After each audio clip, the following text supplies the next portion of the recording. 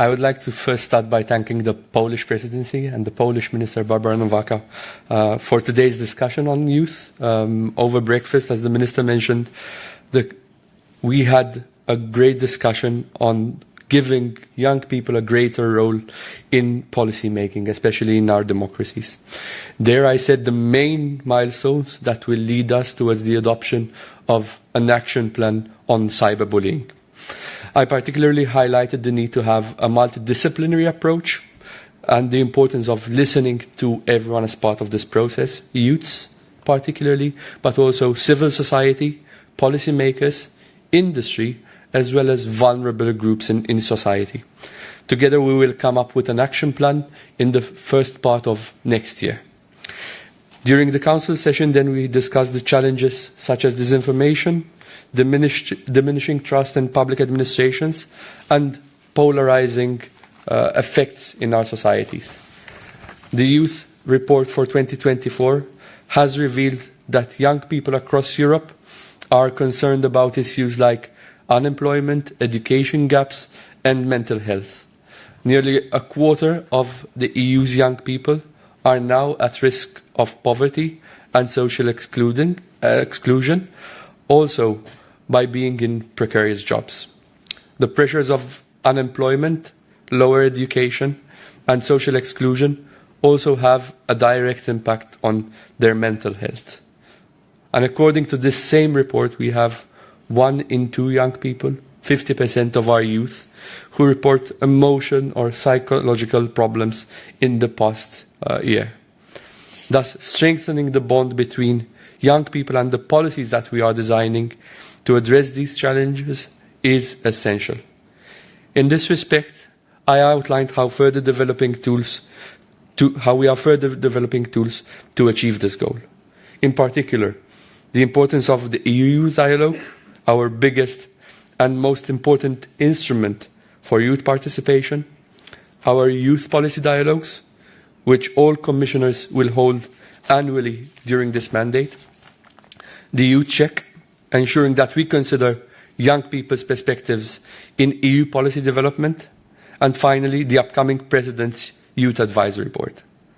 On the youth dialogue, we have made significant progress, also thanks to the Polish presidency.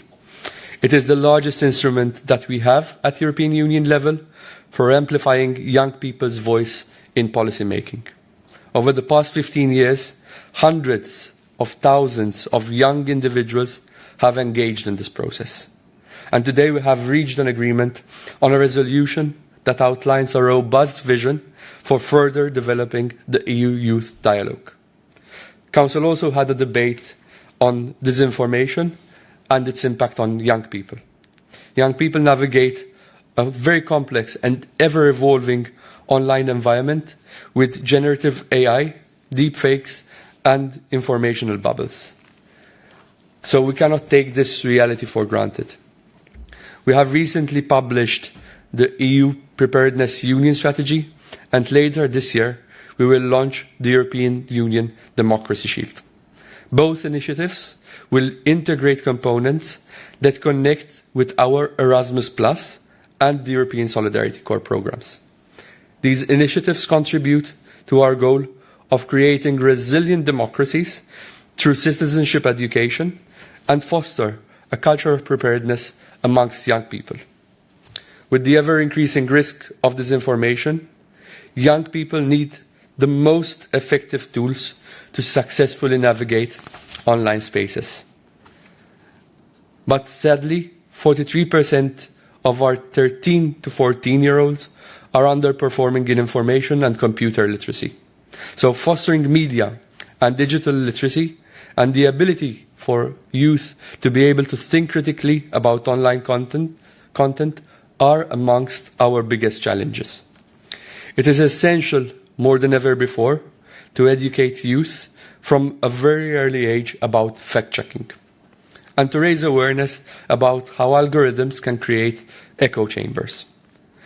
Thankfully, this process will not begin from scratch, and it will build upon progress that we have already achieved in recent years, under the Digital Education Plan in particular. In conclusion, we have to continue to work together, member states, institutions, and stakeholders, to make sure that the views of youth are incorporated and heard into our policy decisions. Through the youth dialogues, the youth check, and the President's Advisory Board, we will continue to develop this further, and we will also make sure that young people's perspective is an integral part of the upcoming strategy on intergenerational fairness, because we believe that young people are the best ambassadors for the future. Thank you. Thank you so much, Commissioner.